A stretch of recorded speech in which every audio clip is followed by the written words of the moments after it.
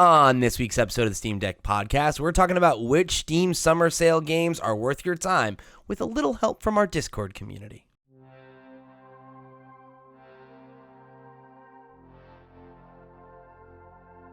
What's up, Internet? You're tuned into this week's episode of the Steam Deck Podcast, Flipscreen Games' weekly gaming podcast all about Valve's portable PC powerhouse, the Steam Deck. I'm your host, Pete and Bessie, joined today by my very good friend and co-host, Mr. Max Wright.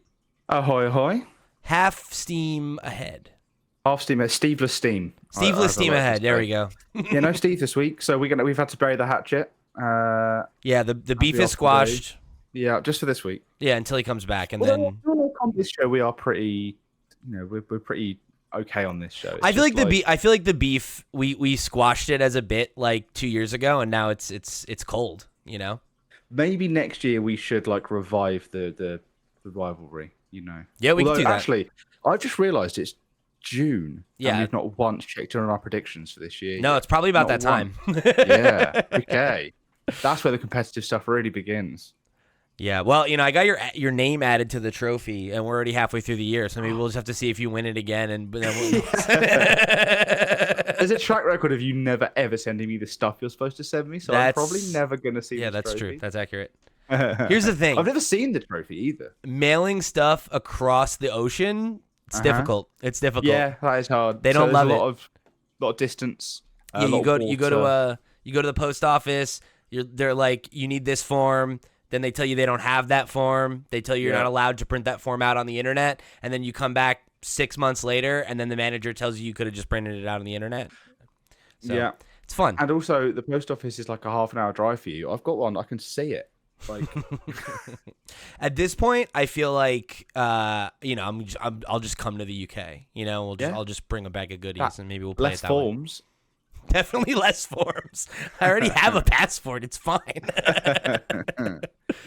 All right, so folks, we're having a chat with our Discord members this week, which, of course, if you are not already a member of our Discord, make sure you come and join over there to get your thoughts right on the air, just like everybody did this week. This was a very fun, interactive episode with the community. And everybody is talking about the Steam Summer Sale being in full swing, right? There's a week left as of this recording, so still plenty of times for you to go pick up a fresh new game to play this summer. And we had a bunch of folks write in with kind of questions about, they have vacations coming up, and what are some games to grab on sale, or what are the ones that you recommend that are fun hidden gems. So we got a couple fun little categories to go through today. But we're going to kick things off first with this question from Left over on the Discord, who said, I'm going on my first vacation in a few years this summer, and I'm curious, what's the best game/type of game to play while traveling? Now, I put a lot of thought into this. Me too. Because I think we are all guilty of taking our Steam Decks away on holiday, even if we're not supposed to.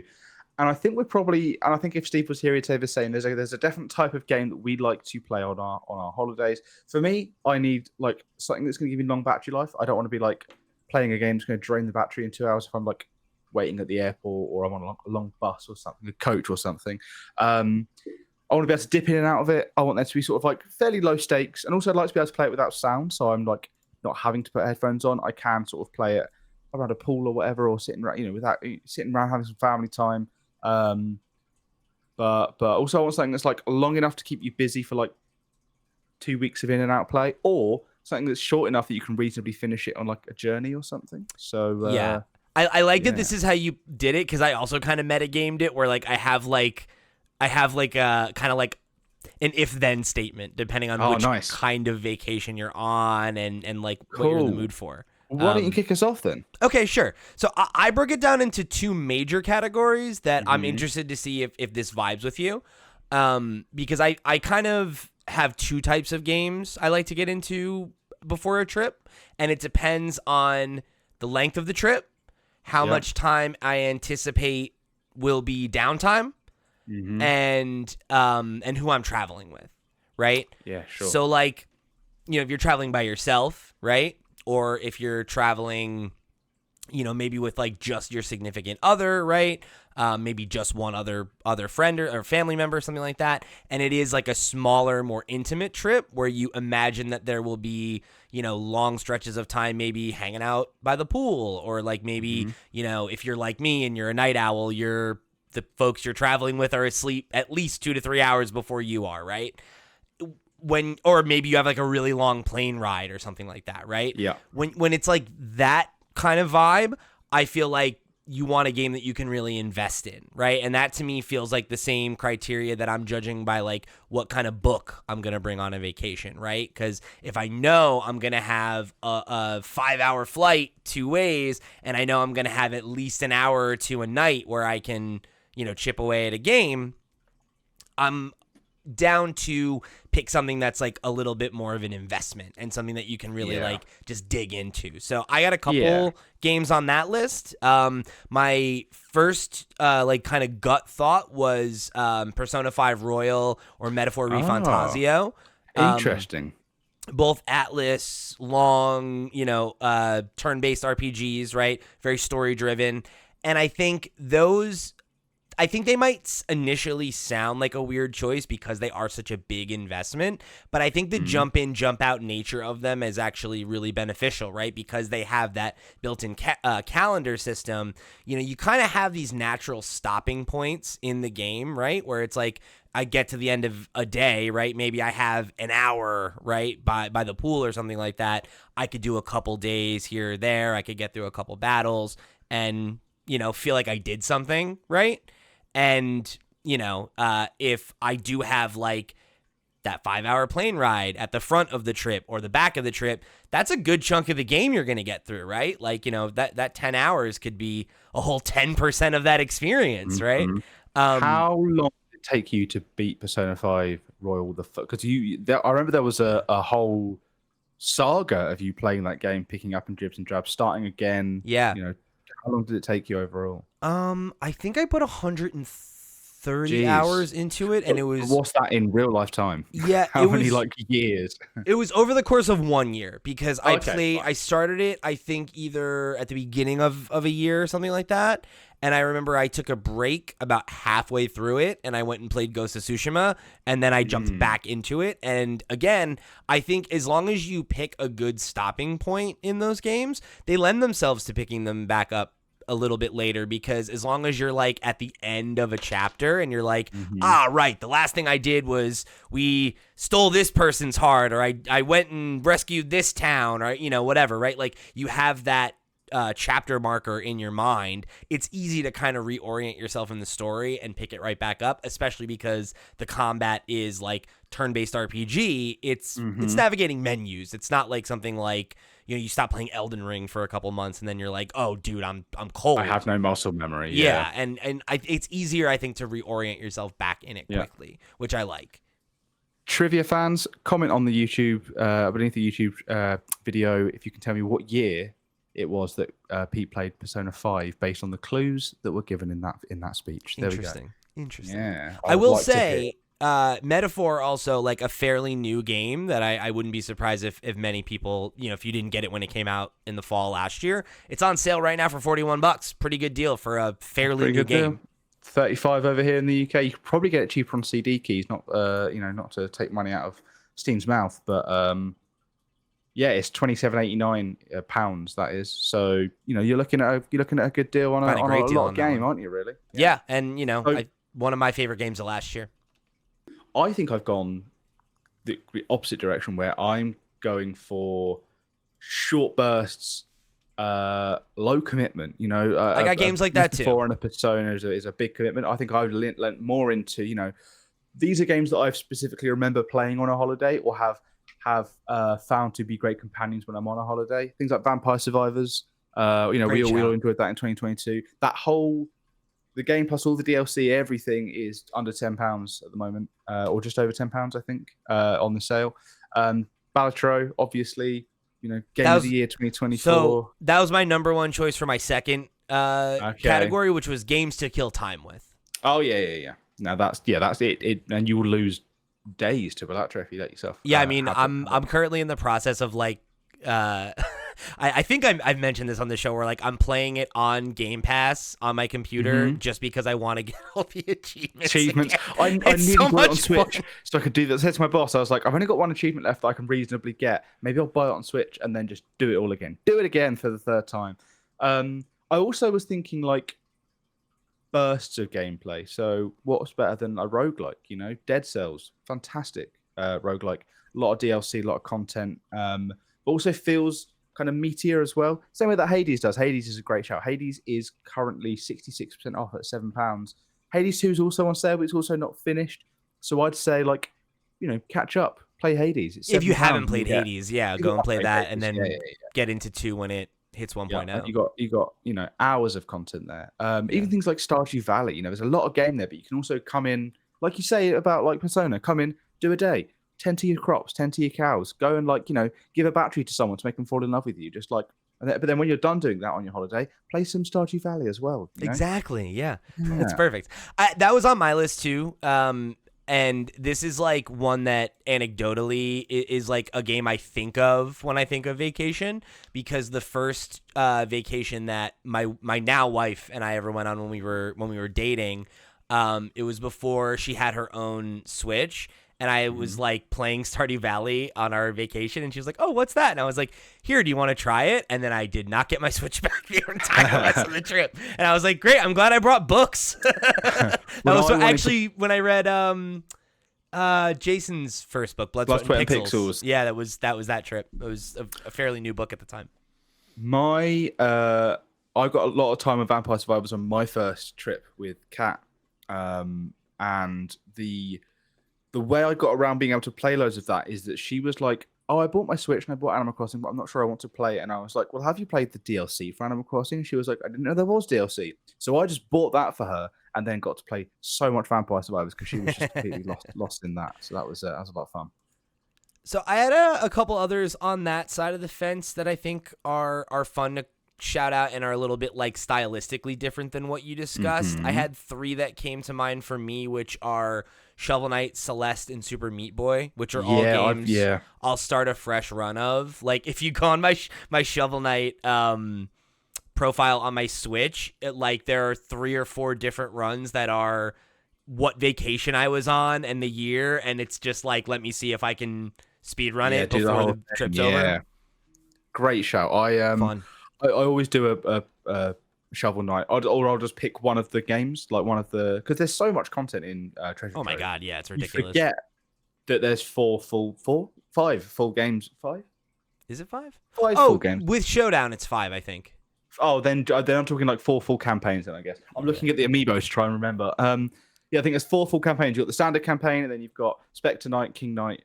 And who's the third one? Plague Knight. Knight. That's it. I was like, Plague who's the Knight. third one? That was the first one. Yeah, great. Loads of content in there. And I think it does go for quite cheap as well, quite often. Yeah. I don't know if it's on sale right now, but it's. I hadn't planned for it at the time. I'm going to be honest with you. Shovel Knight. It is £15, which is 50% off. So it's a half price. That's like what it cost when it was a new game. yes, it did. When it was just Shovel Knight, just one thing, and everything else was free. Not yeah, 5 campaigns and a fighting game. Yep. Switch, PC. That's on every Wii platform. U. Yeah, this is what I bought it on. I was like, I'll buy it on Wii. I'll buy it on 3DS. I'll buy it on Switch. So I just bought it everywhere. Yeah, I bought it 3 times, all at the original price, thankfully. Speaking of games that I would, restart or play again on a holiday, I often think of like, obviously, you guys know I'm a big Metroidvania fan, right? So there's just like, when I think about a holiday game, I remember thinking about one time when I had to, the Wi-Fi in the hotel or the where we were staying was so bad, you had to sort of like hold it at a certain place to get like a decent signal. So if I wanted to get a signal, I would go to a certain place. On that holiday, June 2018, they shadow dropped Hollow Knight for the Switch, and I was very excited to play Hollow Knight on the Switch. So I just, had to like balance my Switch somewhere where it got a good decent signal to download that game, so I could then play it on the whole journey back and all of that. And Hollow Knight's one of those games that I do. I'll often start again, and I won't finish it again, but I will always start it again and just like see how far I can get on like a trip or like on a journey or whatever. That is currently £6.50, and as we know, Silksong's out this year. Maybe if you haven't played Hollow Knight, maybe now is the time to play Hollow Knight. Sure. I also think that the Castlevania Advance Collection is a good little selection of shorter Metroidvania games. You can get through in a couple of hours each, maybe like 6 hours, 5 hours each. I played some of those on a recent holiday, and there was a woman next to me on the plane who was very drunk that I didn't want to speak to.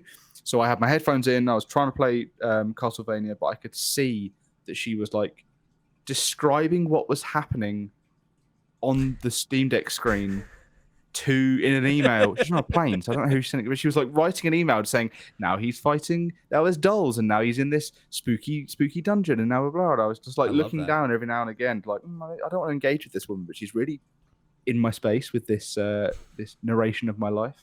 But that's £9 for that collection. That's a pretty good collection. So that's actually a great transition back to a game that is on both of my lists it's a good jump in, jump out, and it's a good invest in depending on how deep you want to dig. But my game is Marvel Midnight Suns. Which is also $9 right now on the Steam Summer Sale. So this game is awesome. It's really, really excellent. It's really right at home on Steam Deck. It runs really well. I think if you like, your XComs, right? Like any of the kind of like, even, to a lesser extent, like Fire Emblem, I guess. It's a little bit less map based than that. It is more like the XCOM kind of like you're in you're in like a parking lot, kind of thing, rather than like a big battlefield. Mm-hmm. But yeah, and it's it's an interesting take on Marvel. I think even if you're like fairly familiar with Marvel, I think most folks are more familiar with the street level New York City heroes like Spider-Man or like the Avengers, right? And like Midnight Suns, you get into some of the like dark magic and the cosmic stuff, and it's like a lot of the main characters that you're interacting with are like characters that I think even some more seasoned Marvel people will maybe be more casually familiar with or whatever, which I think is fun, because like Captain America and Iron Man and like Spider-Man or whatever, like are all characters who are party members, but so is like Blade and Nico from the Runaways and Magic from the X-Men. And so yeah, I think it's like on its face as a fun strategy turn-based game, it's awesome. If you are at all interested in the kind of like Fire Emblem, like there's also a bit of the like, like you're hanging out at the base and you're hanging out with the other characters and increasing your relationship levels, and that plays into the combat and all that kind of stuff. It's like, it's very much XCOM meets Fire Emblem with a Marvel skin. I own this game and you're really selling it to me a second time, because I know it's a game I'm going to enjoy. I've just sort of like, there's been other things to play. That's really, really selling it to me, like that combination. I got to it late, and it was one of those games that I was like, I regret not playing this the year it came out and evangelizing it more because it's so good.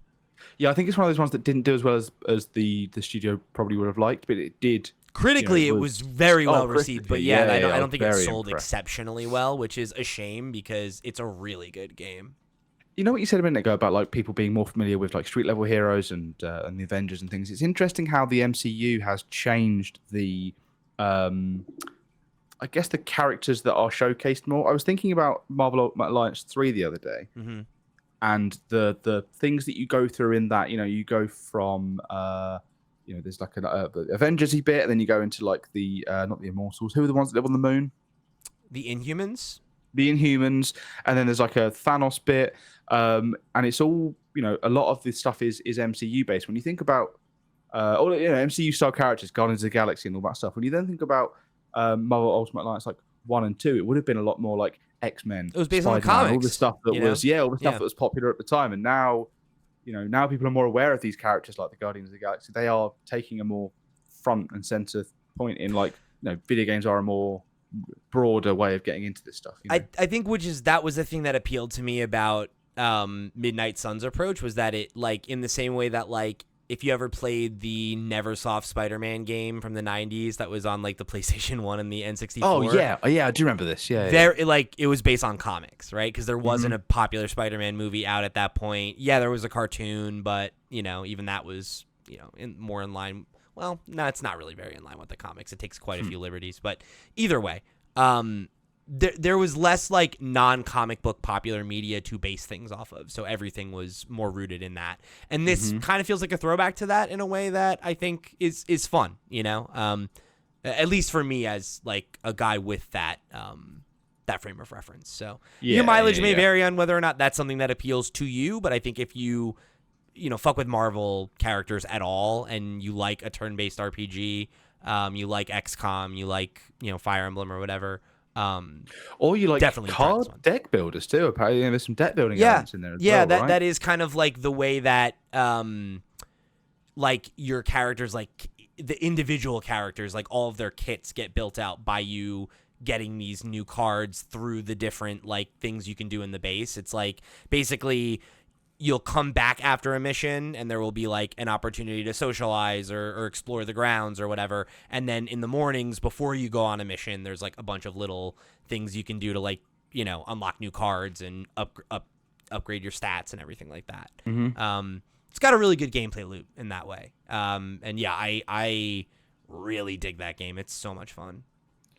I'm going to shout out one last game that has kept me thoroughly invested on a holiday a couple of years ago. I think it's a game that you guys had already played and had recommended to me. It's Crosscode, which I picked up on Switch then. Steve really got into that one. Yeah. Oh, I was obsessed with that and then bought the DLC just before. So I got on the coach back, realized I had free Wi-Fi and was like, oh, great. Bought the DLC for the plane journey home and then just sunk another like 4 hours into it. It's nice. such a good game. It's currently £4.50. It's 70% off. I should pick that one up. I really wanted to play it when it came out, and it was just one of those ones that that stuff falls through the cracks. And it's easy It reminded me a them. lot of like top-down Zelda games with the puzzles and the dungeons. Speaking of top-down Zelda games, actually, I'm just going to quickly jump into. I was gonna say also that while it's not technically in the Steam sale, I do think that like it's a good time on a holiday to dip back into a game you played before, like we've said. But like emulation has so many. Oh yeah. I think a holiday is an amazing time to like download a classic Pokemon from the 2D era, and like pick the one that you remember the most, like Pokemon Yellow or Pokemon like Fire Red or Leaf And then Green what or you should do is go get a ROM hack so you can play a better, more fun version of it. Like you go and get Pokemon Legacy Edition or something like that, and you'll have the feeling of playing it, and you'll feel like when you were a kid and you played it, because it's just a little bit harder, right? Or you can make it a lot harder if you want to get crazy with it. Yeah, that's a great option as well, because also it's going to feel newer to you as well. It's not just going to feel like a retread. And if you want it to be like a retread, if you play a game that you've played a bunch of times, even if it's a little more difficult, you can still kind of turn your brain off, right? Because it's like you're just thinking about the strategy moment to moment. You're not thinking about like, where do I go next in the game? What am I missing dialogue or whatever, right? It's like, it's Pokemon Yellow. I've played it 30 times. I know where I'm going. I'm pressing A until I accidentally talk to them again. Yeah. I realized I started this by saying top-down Zelda and then didn't say it. The Minish Cap, Legend of Zelda: The Minish Cap is when I think about like long battery life, it's sort of longish, but you can dip in and out, low stakes, blah blah blah. I think of like how Minish Cap is like a large scale adventure that feels bite-sized. It's on a handheld console, and there's just loads of like little fun side activities to do in that game. And that, I think, for me is like, I'll just play some Minish Cap and kill some time. And that is a great holiday game. Yeah, that's a great shout. I love that.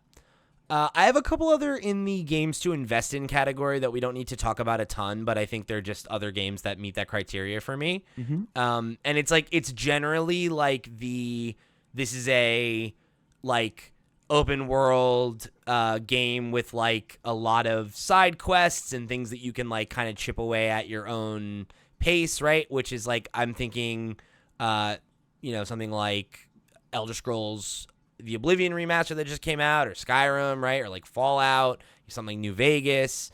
Avowed earlier this year was like another really great game in that kind of ilk. I think those are games that, like, particularly if they're a game you've played before, that's like a great shout. Like, I have a buddy that, like, I remember we were in a band together, right? And anytime that we were like, when we were in the studio, if we were going away to play gigs or whatever, he would like bring his laptop and just restart New Vegas, and it was just like, roll a new character, fuck around, maybe I'll pick up the one I started last time, we'll see. I think that like a world like that you can kind of just like get lost in a little bit, and like if you feel like doing something central to the story or whatever, you can, but otherwise you can kind of just go around and check boxes and like fuck around.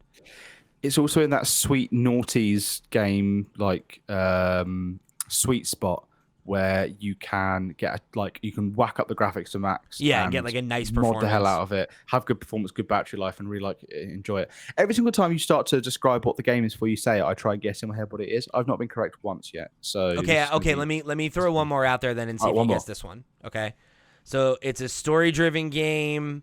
It's very sad. It's like booze. Life is Strange. So, no, it's booze soaked. A little. Oh, I do know. Rooted in like. I do know. In European politics and philosophical thought.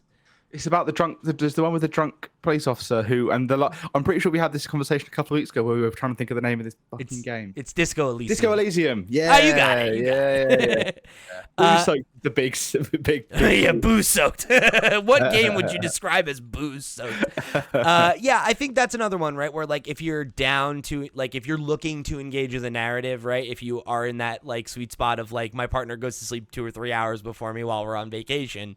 It's like a 40-hour game, but like if you're away for a week and a half, like you can make a good dent in that sucker. And that's one of those games that like I feel like a lot of people have heard about and know is really good and also haven't played. And it's also a game that even if you've played it once, if you choose to role play a different character with different stats, the ways in which you can like interact with the world and solve problems and everything change so much that there is like a ton of replay value. So that's a good way to end the holiday section. So I hope that helped. Left. I hope that you pick up one of these games, and if you do, let us know what you play.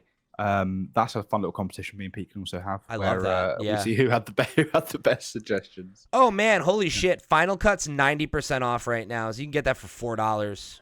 What's Final Cut? That is like the last version that they did of it where they added the voice acting and everything because it had like been out in early, like there was a full release of it where it was text only, and then they eventually did the like definitive edition. Then I think that was when they brought it to consoles and everything, and it was kind of like now it's done.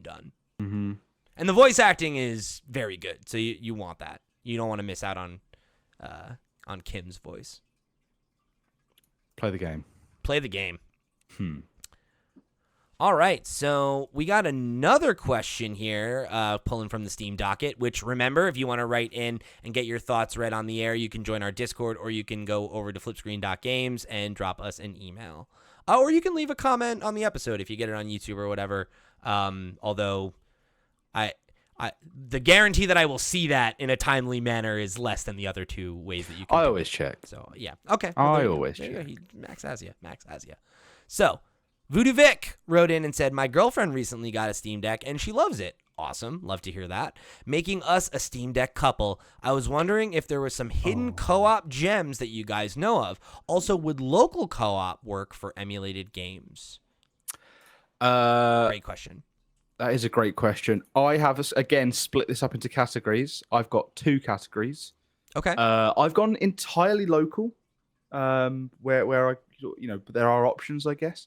So I've gone for best local competitive multiplayer games because sometimes it's good just to have like a party, just duke it out in a game or something.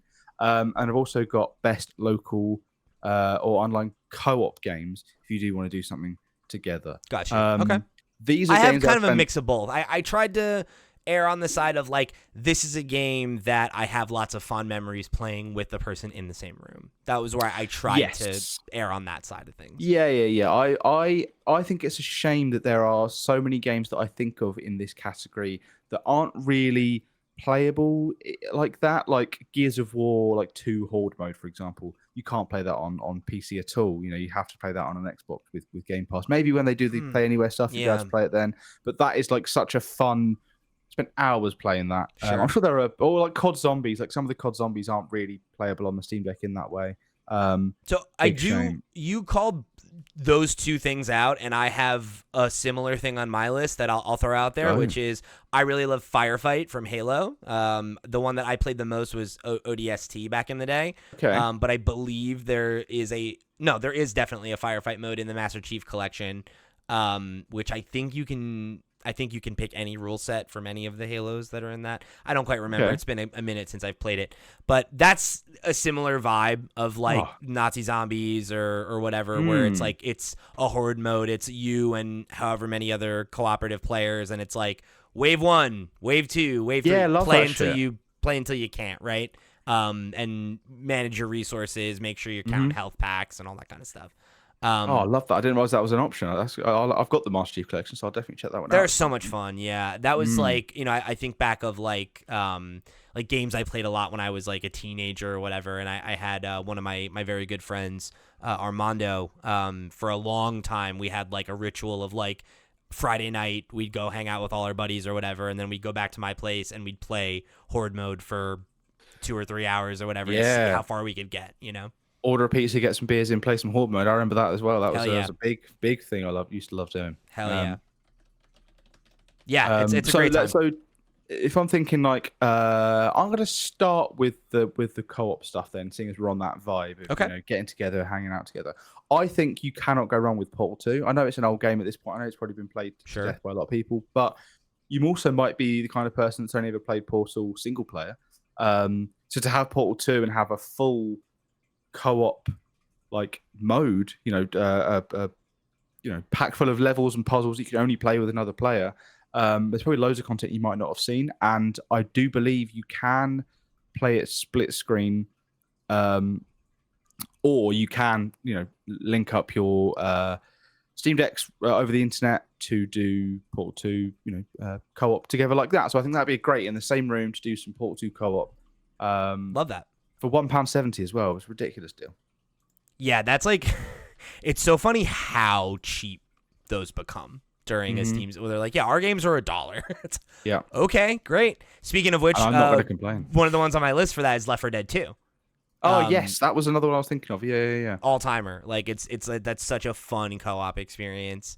And yeah, like I really love a cooperative experience like that. As much as fun as it is to compete with your friends or your partner or whatever, right? Like games like that where it is very much like us against the tide, right? Is like, that's such a fun type of experience.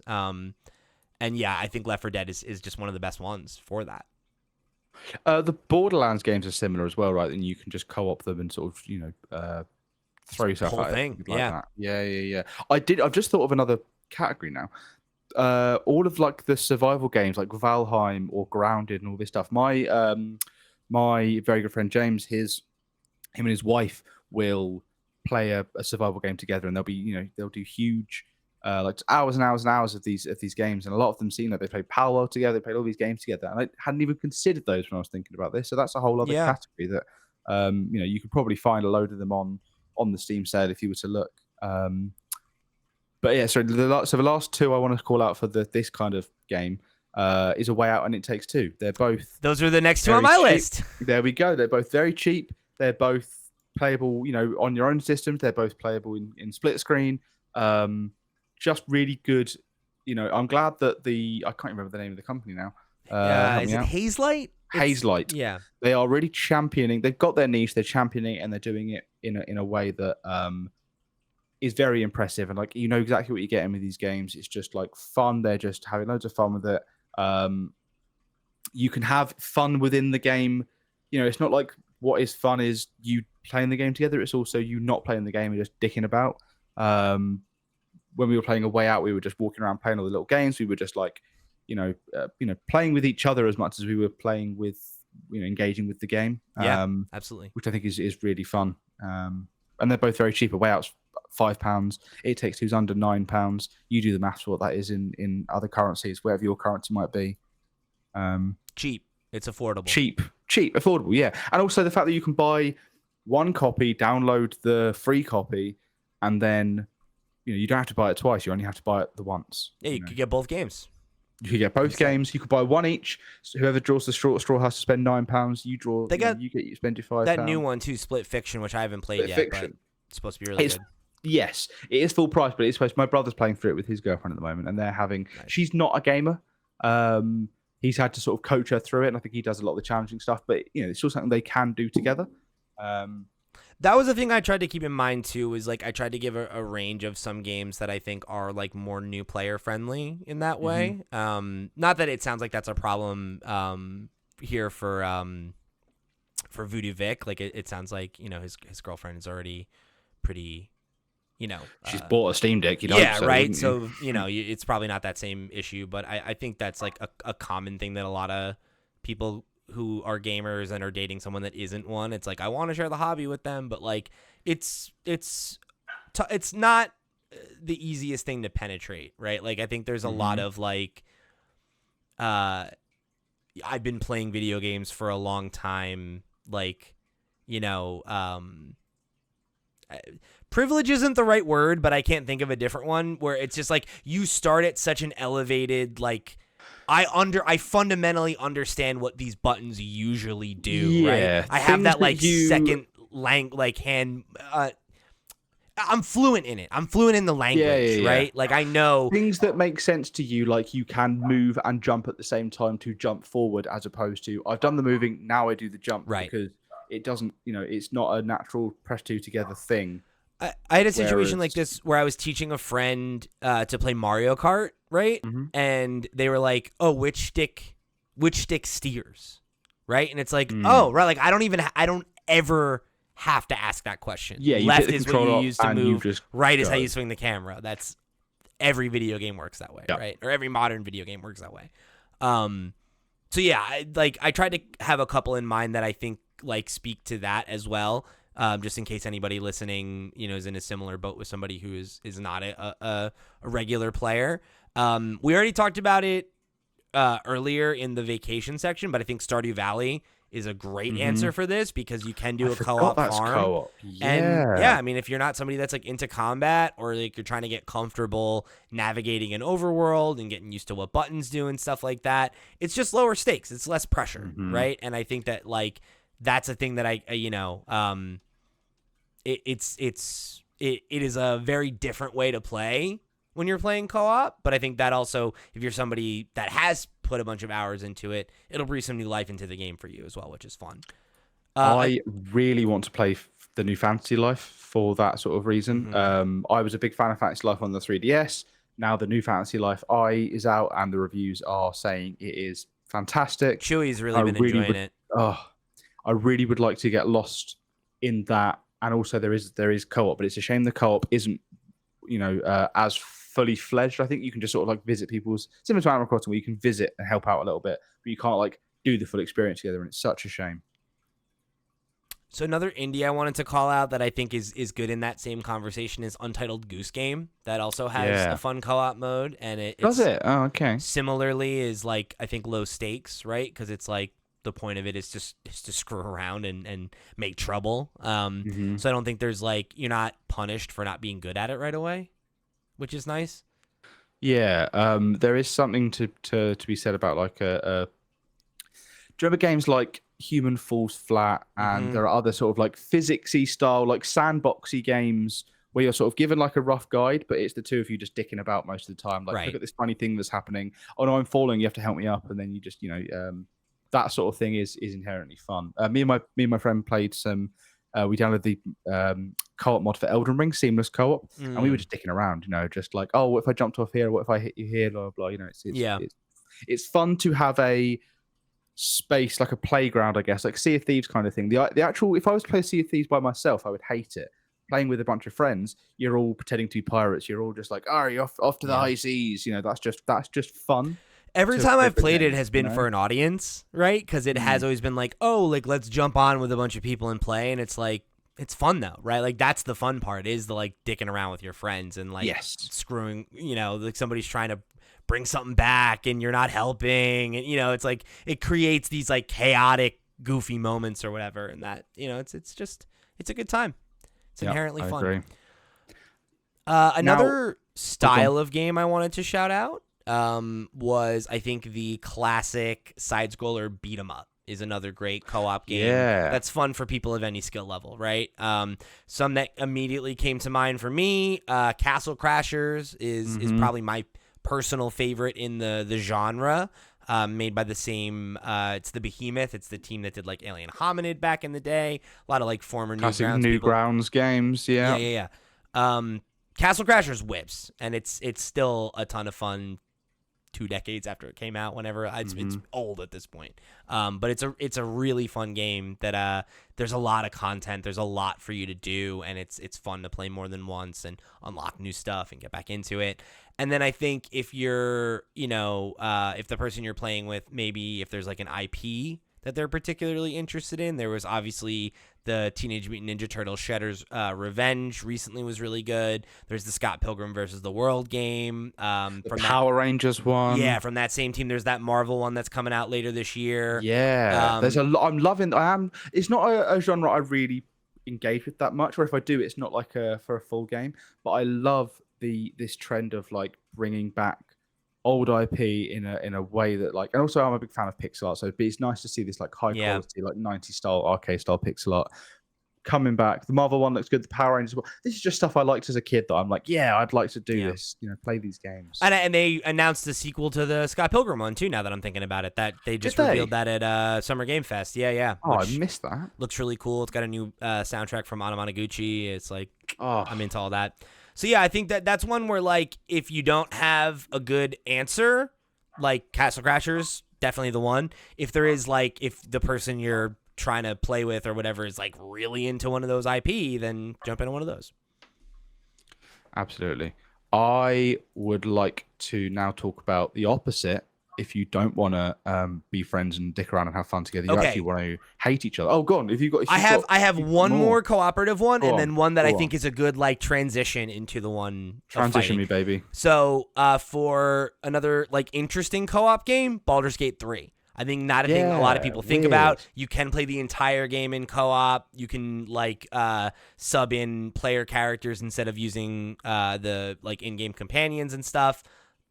A lot of people have had a really fun time playing the game that way, and it's probably one of the most unique options of any of them, right? Because like it is like inherently, it's like a very open-ended role-playing experience. So getting to do that with another player is a really, even if you've played the game single player, that's another fun way to kind of like breathe some more life into it. Now we don't recommend playing that on Steam Deck, do we? We've had this issue before. Yeah, it's fine on Steam Deck. If you're down for the compromises, it's mostly Act 3 where it starts to get real funky. But I personally was turned off by the level of compromise. But I think that's a eye of the beholder kind of thing. Yeah, your mileage may vary. So then the last one I'll call out, which is a co-op game, but it is... it can make things a little tense. Overcooked. Yeah. Overcooked. Now I get so stressed out by Overcooked. It's like there are certain things that my brain can't handle.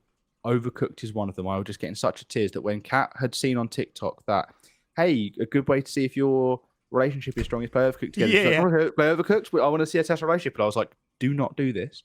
Do not make me play this game. Don't do this to me. Because it will not end well for me, and therefore it won't end well for us. So we didn't play Overcooked. Because if I've played it with friends that I've known for years and have always been friends with, I was like, I'm about to throw this out the window, but only because of my lack of ability. There was definitely a moment where it was a old YouTube channel that I used to do, where I was doing a Let's Play series with a friend of mine, and we played Overcooked, and like I initially was like joking, like being like, I'm being like the tough. Like, oh, you're not doing that right, But then, like, there came a point where I was literally, like, paused it and was just like, you got to get it together, bud. You got to get it together. You're dropping food on the floor. It's causing a lot of problems. We got to tighten it up a little bit. That's a Gordon Ramsay on him. Yeah, a little bit. A little bit. I guess The Bear is a more relevant reference, I guess, now. Sure. I've never seen The Bear to know if anyone has a go at anyone. So you should watch it. It's a good show. It's on the list. 3rd season. On the list. Slow, but 1st and 2nd. Perfect. Really good stuff. Okay. So this is an emulator answer again, but it exists in that same realm of like this will challenge your relationships. Mario Party, right? Yeah, classic. Classic, easy. Steve loves bringing that to the table, doesn't he? Mario Party. Who doesn't? Who doesn't love a good Mario Party? It's not something I ever played with before. Really. Yeah, I've only ever played the one on Switch, the first one that came out on Switch. That's crazy. That's like, ooh, you gotta play the good ones. It's a lot of fun. Well, maybe Jamboree's the one. It's a good game. I like it a lot. I did actually have some emulator options that I probably should call out if we're talking about. Yeah, go for it. No, because they're all competitive. So maybe I'll talk about it now. Okay. Well, that's all mine for that section. So you go for it, bro. These are games that like I don't know many people that have played these games. These aren't like well known for being like incredible like games. But for me personally, I've enjoyed them a lot. Night Squad 1 and 2, they're £11 each. They're not on sale, but they are like 4-player. There's like party games almost where you can, you have this you move with a stick, you press A to swing your sword. Those are the buttons. But there are different games, and there are different, like, you play against other people, you can play against the computer. There's like just so many fun different games that it gets really chaotic, and that is a fun, like, oh, let's pick up some Night Squad and play some Night Squad. If we're like looking for something to do, we're at my mate's house, but there's a few of us around, let's just get some Night Squad out. It's either that or it's Nidhogg. I love Nidhogg. Yeah. Such a fun game, man. There is a bundle of 1 and 2 in the sale for £9, and I think it's just one of those like, it starts off like, how aren't we having fun, and then eventually you start leaning. It immediately becomes very serious, real competitive, and then you'll know what you did wrong as soon as you die, and you're like, no, I knew I should have done that. Just so much fun, Nidhogg. It's a game that, like, again, I don't see it mentioned very often, but I really do think it's a killer game. Yeah, people don't talk about it enough. That's a good shout. No. I feel like 1 is definitely, I think, the better one. I think 2, it's like, less disgusting to look at. Yeah, I don't like the style of 2 as much, Yeah. and I think it added a lot of extras that, like, I think the part of the appeal of the first one for me is how dirt simple it is, and how like that's part of what makes it so addictive. Yes. Yeah, it's literally just these 2 swords, and you're just 2 colored dudes. Yeah, I feel like once you start adding other weapon types and stuff, it kind of overcomplicates the formula a little bit. But once you've mastered one, move on to the next. Sure. Why not? Last one I'd like to call out here, which this was a big COVID game for me. I wasn't a big like get on and play, do a Zoom quiz or whatever, but we played a hell of a lot of golf with your friends, which is another one. Like, it's not renowned, it's not refined, it's not like this must play game, but it is just like you grow to hate the people you're playing it with, but also know you can do so much better. It's just a golf game, but there's like loads of packs, loads of DLC, loads of things to collect. There's loads of ways you can like dick around with like power-ups and like traps and things like that to screw everyone else over while you're playing, but you can also just play some good golf. Love that. Really good game, but you can also do it on the same system where you just like pass the controller around, so you could pass the Steam Deck around to each other and play like that, or cool. You could link up together. We used to have so much fun with this. Again, it's something we often will dive back into. So we have a couple okay, I guess I'll start with this, because the second half of this question was how would local co-op work for emulated games, and Team Linux over on the Discord responded with the fact that a lot of emulators do support syncing the clients to play multiplayer games. Specifically, RetroArch and MGBA both support it. So, like we were talking about, like Pokemon games earlier, like that's something where like you could, very, very easily get that set up and like do trades or battles or any of that kind of stuff. But with RetroArch, I don't have a ton of experience doing it for like a lot of, like, we talked about doing something like Mario Party and stuff like that, right? But like I've seen dozens of videos of people doing that. It's not particularly difficult to get up and running as long as you're willing to do a little bit of tinkering.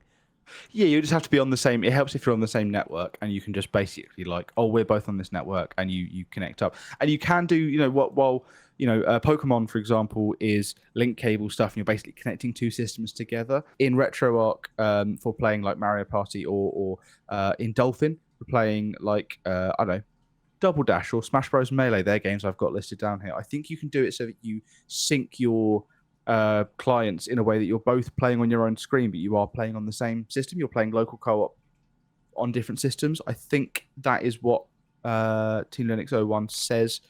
So I think that's worth looking into, because I think that'd be a really cool way to play like Melee, I guess, on your own screens, or Double Dash, or any of your favorite. I've only listed those off because they're what ones I remember playing as a kid. Sure. And while I'm on it, the Kirby Air Ride City Trial mode is incredible to play in not co-op, but like multiplayer, because you are trying to get one up on each other. You're trying to screw each other up for like 5 minutes of like quickly ready for a last like gauntlet at the end. And I really hope that mode reappears in Kirby Air Riders, because that is a fun old time. Love that. Great shout out. We got a comment here from one of our listeners who wrote in over on the Discord, just like you can, Trendy Brendy, who said both players need a copy and their own system, but my girlfriend and I loved playing Bokura.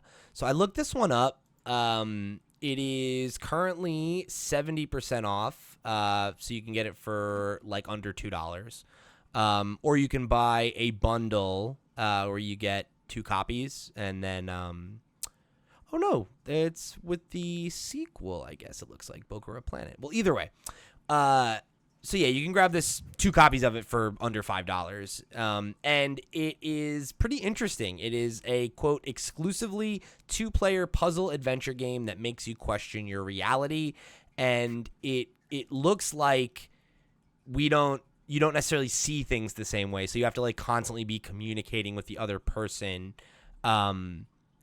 to solve the puzzles, right? Like what I see on my screen versus what you see on your screen are going to be completely different. So we like would either need to be in the same room or like on voice chat or whatever, so that we can like communicate what we're both seeing to solve the puzzles over time, which is really cool.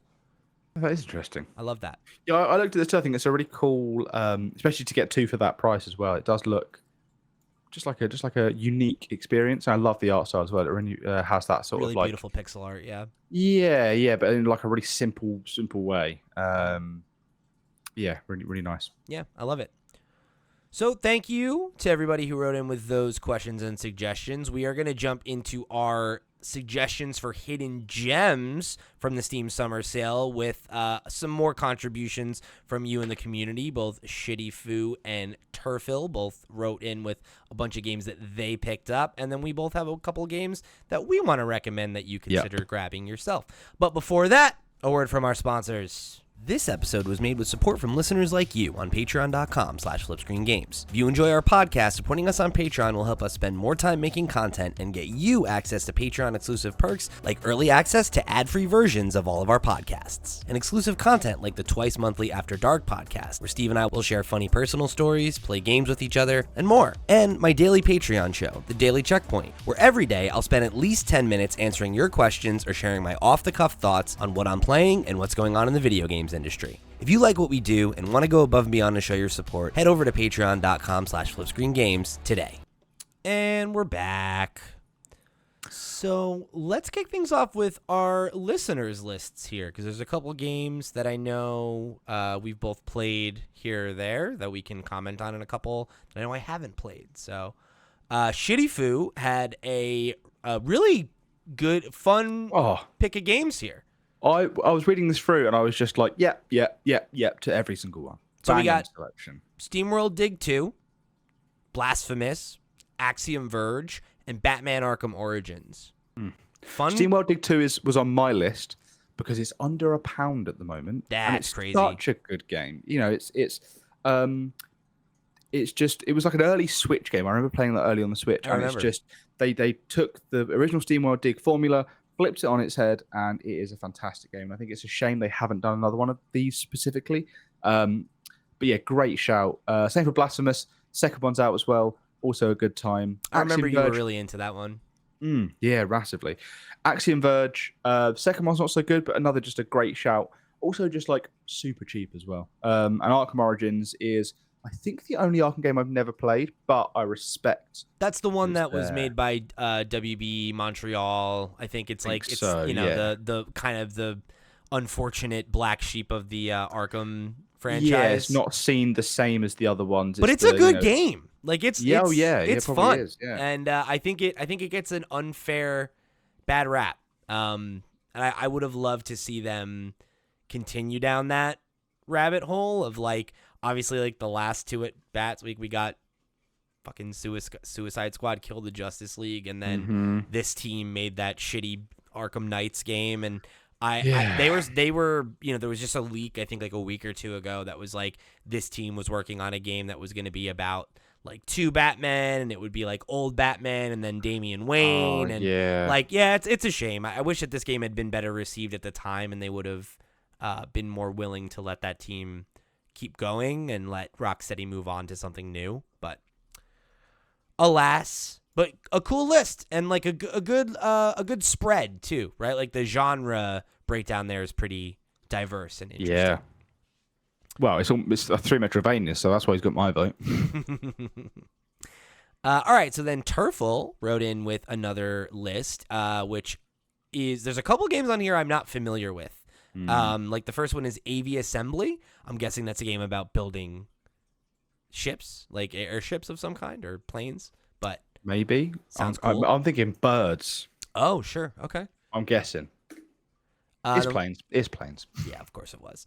And then we got two indie classics, Loop Hero and A Short Hike. Oh, A Short Hike was going to go on my list as well for holiday games one. Because it's like 2 hours long and it's just like relaxing. It's chill. Really good choice. And it's got that like charming like it feels like a original DS that like it's got that kind of voxel but not. Yeah, what was the Zelda DS game that you touched? You sort of dragged and Link around. Phantom Hourglass. It looks a lot like Phantom Hourglass did on the DS, and that is a game that I have very fond memories. It kind of reminds me of what is it? Wild World, I think, is the DS Animal Crossing. It kind of has that vibe to it a little bit too. Yeah. It's like low poly, but also like a little bit cel shaded in a way that makes things stand out. Just really nice. Yeah. And then Loop Hero is another. This is a couple years old now, but this was like a Devolver roguelike. It's a lot of fun. I'm not like a huge roguelike guy, but this one I thought was a good time if you're looking. It's meant to be a good one. That's like it's like very passive too. Like I know a lot of people. It was like a game. Like when I was playing it the most was like. I would have it open while I was like working, and like if there would be like I'm on a call and I'm understimulated and I'm not, I'm like bored. It's like, oh great, like let me take a couple turns, and the whole thing is like about like sitting and waiting and stuff like that at different times and like strategizing, and so I dug that aspect of it for sure. So then there's the Crash Bandicoot N. Sane trilogy, which is a lot really of game. Great collection of games, especially if you get it on sale. There's a ton of content there, and really, really great collection. Then we got this next game is the other one I hadn't heard of on the list. Same, Drive Beyond Horizons. I'm not familiar with. I immediately was like, is this like a Forza Horizon style game? It's definitely about cars. Yeah, and it's got like a weird kind of like vaporwave aesthetic to it. Yeah. I'm trying to. It seems like a source mod. Like everything about this looks like a source mod, like an armor mod, like yeah. PUBG or something. Yeah, totally. Or like yeah, but like with the lighting improved. Yeah. And it's like weird though, because now I'm seeing there's a section where they got a gun out of the back of their car, and then they're fighting zombies. Oh wow. So now this is like 4 games at once. It's also Days Gone as well. Yeah, because it's also like you're maintaining a vehicle, you're customized. So it is kind of like that, where it's like I guess it's like you're maintaining your car and like surviving in the older overworld and stuff. It's Zombie very Road Trip It's very great. weird to me how good the lighting and the cars look, and then how fucked up the character models are. It's In a their, very like, weird, interesting in the vibe. weird like neon green tank tops as Yeah. well. It makes no sense. It looks pretty cool though. I mean, it's Mhm. got very, very good reviews on Steam too. It's mostly positive. So yeah, I don't know. Cool one. 25% off. Check it out. Next up, we got Kerbal Space Program. This is it's a classic, right? At this point, It is a classic. That has reminded me that, just to double check, Kerbal Space Program 2 is still available to purchase and it's still £45. There is no team. Has not been updated. It's early access, hasn't been updated in over a year. And they There is abandoned no team there. They got rid of the team. The team just got canned and let go. And Yeah. they just kept the game live. crazy. Crazy. But yeah, Kerbal Space Program, it's a classic, isn't it? Yeah, so play the first one. It's a great game. It's unfortunate what happened to that studio. So then the next one is Death Stranding. Great time for that, right? Obviously the sequel just came out. Can't play that anytime soon, so Jump into time this to one. either revisit or play the first one. It has made me want to go back and play the first game for the first.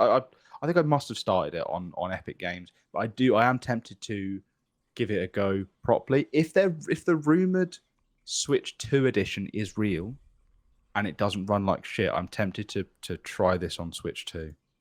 And then sort of wait for the sequel to make its way to PC, you know. Yeah. Yeah, I don't know. It's like one of those games like I think I want to try, but I keep talking myself out of it because I'm like, I just don't know that it's going to be for me, and I'm going to get it and then play it and then have my exact feelings about it validate. And that's like, I'm not criticizing it. It's just like, I've never really had interest in it from the earlier showings of it. It's like, I don't know why I keep kind of trying to trick myself and I should just try it. It's like, I don't know. Maybe not. For me, it's like a fascination of like, there must be something in here that I don't get. People and my either mind is open love enough. it or bounce right off of it, right? My mind is open enough that I'm willing to try and find out what it is that I'm missing. I respect that. I respect that about you. So then next up, we got Fury with an I, and this Love Fury. I'm not Great familiar. game. It's a top-down twin stick like sword it's fighter, though, right? So it's a boss rush style game where like every level is a boss. It's hard. It is quite challenging. So you it's just every level is a boss fight. It looked a lot to me like Hades, but like sort of, yeah. Cyberpunk, sort of like Hyper Light Drifter in a way. You know, Sure. it's it is a lot of it's just boss fight after boss fight after boss fight, but it's got a wicked art style, a wicked soundtrack. It looks good. It plays really well. It's challenging, and I think it's just got some amazing character design. Sort of like, speaking of Kojima earlier, it's got some Kojima-esque design to some of its characters. Cool. And I think it's great. They did almost like a demade sequel in a way, I guess you could call it, that was free on Steam for a little while, but I think is now they now charge for it. Cannot remember what it's called. I would not. I'm trying to find it now while I'm talking. Well, I can't find it. You can look at. Oh, there it is. Got it. It's called Fury Demake. Oh, it's still free. Go and get the Fury Demake now while it's free. Yeah. Beautiful. All right. So, we want to go for like a round robin style thing here, and we can. That's one after the other, right? Yeah. Let's do it. All right. Cool. I will start with a couple honorable mentions that are games I would not call hidden gems, but games that I saw that were on sale that I think are worth considering at the price point they're at right now. Expedition 33 is $45. Not a huge discount, but I think this is the best game that's come out this year. And I think you owe it to yourself to check it out. So if you can get it on sale, go and do that. Two other like fun games that I've really either enjoyed this year or in the past. The Oblivion remaster and Ghost of Tsushima are both $40. Oblivion, obviously a new one. Ghost of Tsushima getting a sequel later this year, and it pretty much has never been on sale for lower than $40 if memory serves. So a good one to check out. And then the last one I want to shout out on that is the Mass Effect Legendary Edition collection, which is $6. And if you don't own it or you've never played it, you'd be an asshole not to get it at that price. Yeah, that is a fantastic price for all of that game. Yeah, for my money, the best trilogy in video games. Do I believe that? I think I believe that. You said it with such conviction that I feel like you convinced me of that. That's true. I think that's true. That's a lie. Metroid Prime trilogy exists. So I only had. So I had 4, and one of them got taken because it was SteamWorld Dig 2. So I've only got 3. Okay. How many do you have? I saw you counting then. I have 6, and one of them is a game we already talked about, so we don't need to talk about it again. So yeah, 5. All right. So you just start. Shout it out. You start, and then you also end, and that gives you 2 extra. That's the great. maths I've done in my head. Then I'll start with my the one that we already mentioned, but I do just want to shout it out again, which is Marvel Midnight Suns. I think that is a hell of an underappreciated gem of a game, and it is currently on sale for $9, like we said earlier. So go check that one out. 85% off. Again, that is good. I think you'd be a fool to miss out on that one. So that's my first one. My first one is Shadow Complex Remastered, which is a game that it was an Xbox Live Arcade game that I played the demo of at like 3 different people's houses. When my brother finally got an Xbox 360, I was like, cool, I'm going to play this game now. It's been like 3 years of me playing the demo of it, and I love this game. It's the first Metroidvania game I guess I was aware of, in that it was a game that was specifically the developers, Chair Studios, I think, were making it. They said, we wanted to make a game like Super Metroid, and we use Super Metroid as our blueprint. And I think it's fantastic. It's £11 at the moment in the sale. I was so glad when it finally got the remaster on Steam, PC. Sorry, that is PC. Steam, PS5, and Xbox, because it was lost on the 360 for so long. So, Shadow Complex Remastered. Check that one out. I love when that happens. I really do. Okay, so I'm just confirming which ones of these are on sale, and it's all of them. Good. Gang, hell yeah. Okay. A real host would have checked that when I was making the list. Yeah, that's what I would have done, and I did, and I forgot to write them all down. So that's the reality of the answer there, and I'm gonna own that. So. I think every other game I have on my list is right now under $10, which is really exciting. So my next game I'm going to shout out is Guardians of the Galaxy. So if you remember, right, this was, I want to say a 2020, maybe a 2021 game? It was 2021. Okay, there we go. And this game, I think, is pretty criminally underplayed, underdiscussed. It was an Eidos Montreal game, right? This was like before Square sold off all of their Western studios, and so I think obviously like the likelihood of this game having like a sequel or becoming any kind of franchise already seemed pretty slim, because it was reviewed fairly well, didn't seem to set the world on fire, sell particularly well, and then the studio got sold off. I think it is a game that I feel like is a lot better than I think its critics would assume. I think it is definitely not a like groundbreaking game, right? It's not like a insane, like I don't think it reaches the heights of, say, like the first Marvel Spider-Man game or something like that, in terms of like massive breakthrough, breakout hit kind of thing.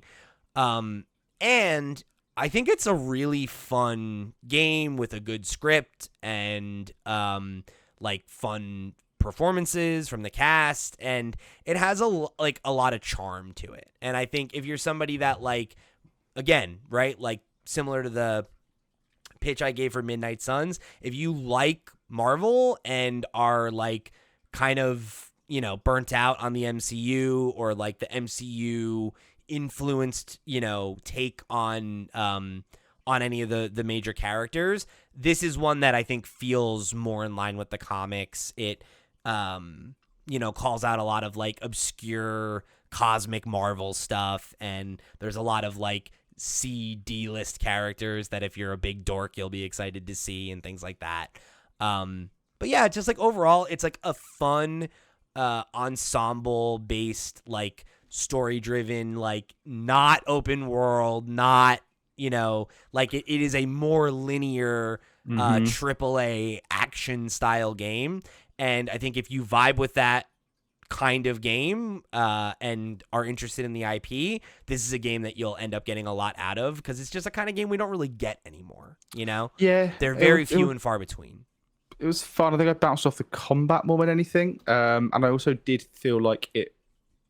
And I think there's the Avengers game had similar criticism where it was not quite what we saw on screen, but not quite the comics, in a way where it was like it was trying to be. It was further away from the comics and the MCU, but it was also like uncanny valley close enough to the MCU that it was like these aren't original takes on these characters, And I think I just bounced. I've got it again because it was in a Humble Bundle or a Humble Monthly for like, I don't know, it was £9. You can get it on CD keys for £4 right now.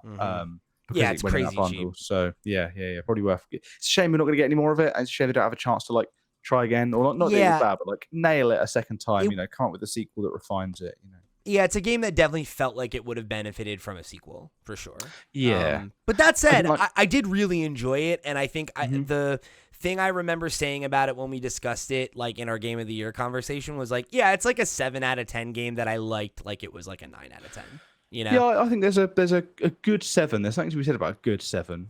It's rough enough that it's memorable. Yeah, and it won't be for everybody, but for fans of, give it a shot, especially at $6. Yeah. My second game, Time Spinner. This is a Metroidvania that I reviewed when it came out back in. When did we start doing loot pots? 2018. 2018. So I reviewed this back in 2018, and I loved it. I thought it was such a refreshing, while also being familiar Metroidvania. It's like more leaning on the Castlevania side, I'd say, with like the sort of RPG elements and the gear and the. But it had like these elemental orbs that you could use for attacks, and it had this cool, similar to, I guess, like I don't know, Skyward Sword or Ocarina of Time, where it's like 2 timelines. Things you do in one timeline affect the other. Less Skyward Sword, more Ocarina of Time. Things you do in one timeline affect the other. So it's like, oh, I need to get through these like vines, so I'll go back in time to when they were like less decayed and hard and like solid, and I'll just cut them down and I'll burn them and I'll go back into the future. Those vines are gone now, so I can go through. And it was just cool swapping between the two. It had interesting dialogue and interesting characters, interesting story with pixel art. I think it's a fantastic game. There is a sequel on the way out. Has been for a little while. Don't know when it's coming out, but I am keen. It looks like they've sort of improved the art and done a lot to it that I think it's worth your time for. I don't know if I said the price, £3.74, under £4. Yeah, that's for great. What I think is, I think I gave it a 9 out of 10, which I can be quite picky sometimes. So yeah, I was really, really impressed. Excuse me.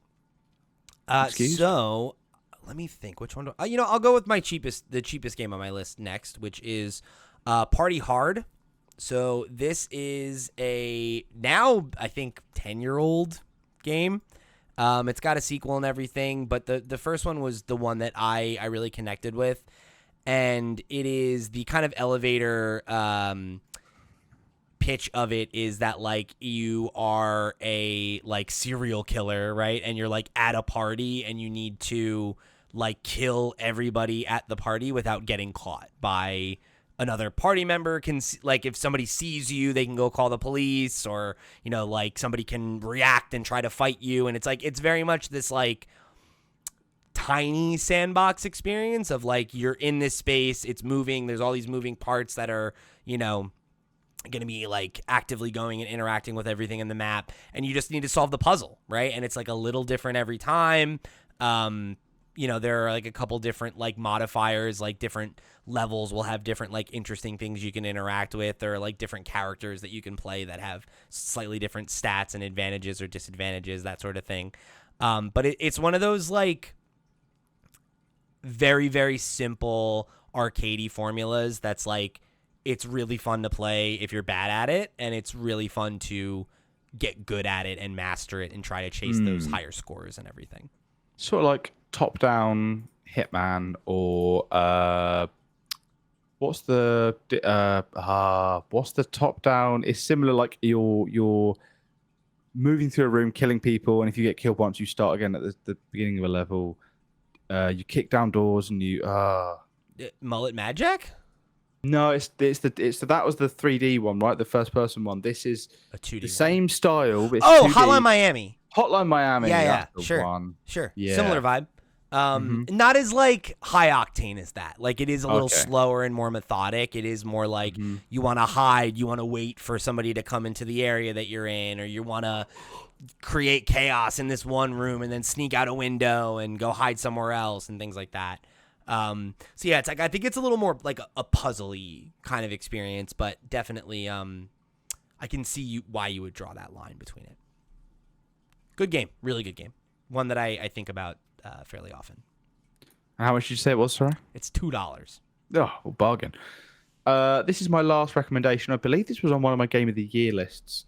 I think Steve played it too. You might have played it as well. Tinykin. Do you remember Tinykin? I remember Tinykin. I didn't play it. Yeah. It's sort of like, it looks a little bit Paper Mario-y. It looks a little bit Pikmin-y. You sort of go around 3D levels as a 2D character, riding on a bar of soap like a skateboard or a hoverboard, picking up these little creatures. They have different properties.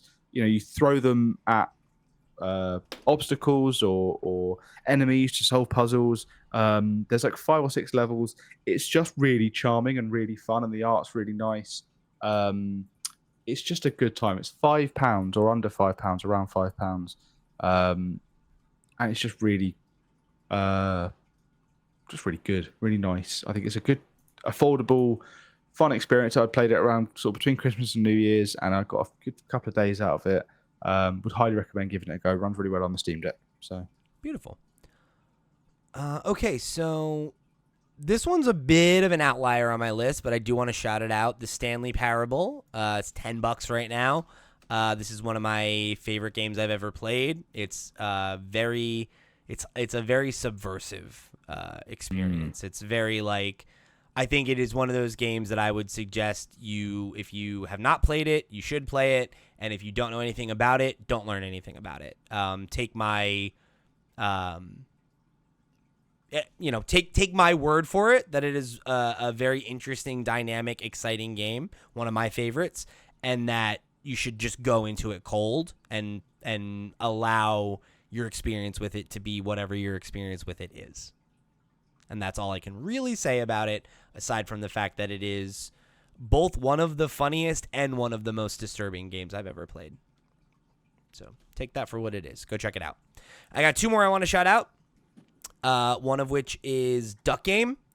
Duck Game is a extremely underrated, underdiscussed game. It was originally an Adult Swim published game, and it is like 16-bit style like graphics, a little more modernized, and it is everybody's playing a duck, and you are dropped onto these like semi-randomized levels, and there are like dozens and dozens of different types of like weapons and items and stuff like that, and it is like a free-for-all, like almost like Smash in that it's like kind of like a party fighter, but like you're getting guns and all these different things, and it's like about being the last duck standing, right? Okay. Every board.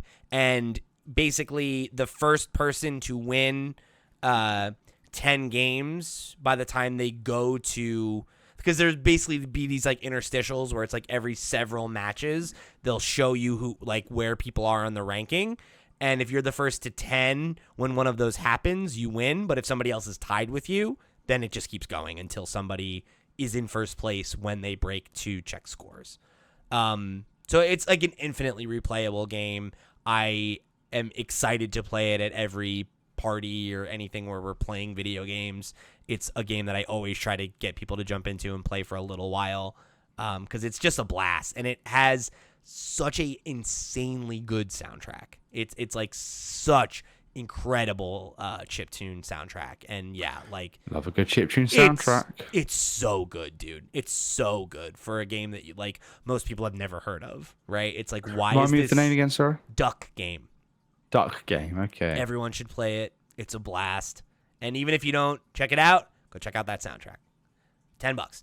And then the last game I want to call out is Pepper Grinder. So that was one of my games of the year last year. It's on sale for like $8 right now. It's a really, really fun, dynamic platformer. Other people didn't seem to connect with it as much as I did, but I reviewed it really well. I think it's really fun. It's got a good soundtrack. I don't think that it maybe has as much content as some people maybe wanted, but you know, for me, it was just such a tight, enjoyable package that I certainly didn't walk away from it feeling like I needed more.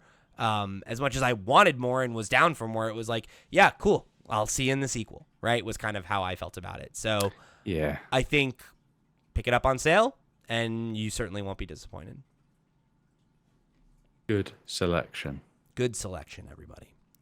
So, folks, make sure you go and pick up whatever you're going to pick up on that there Steam Summer Sale, and then make sure you come back to the show and let us know what you picked up. If you end up getting any of the games that we or anybody from the Discord recommended, I would love to hear how you get on with it.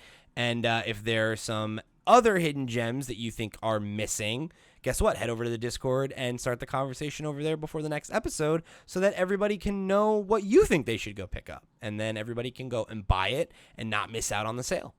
So, again, that's the Discord. You can find links to that or our email address or our sister shows or any of the other places that you can interact with us over at flipscreen.games. That's our website where you can go and find all of the ways you can get involved or show your support. And of course, I'd love to give a very special thank you to our Patreon producers for the month of July. They are, of course, Arnold J. Rimmer, Christopher Valenz, Gabriel Hasselmeyer, a.k.a. Sobe, Project Julian, Steve Stompy, Susan Still Likes Cats and Also Boobies, Voodoo Vic, That One Kid Nick, Ty the Dude, and Waka Hula. Thank you all so much for your support over on patreon.com/flipscreengames. You all the reals to the real, and we greatly appreciate your support of this and all of our sister shows. However you choose to get involved or show your support, the website again is flipscreen.games.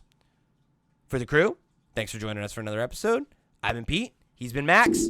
We'll see you next week.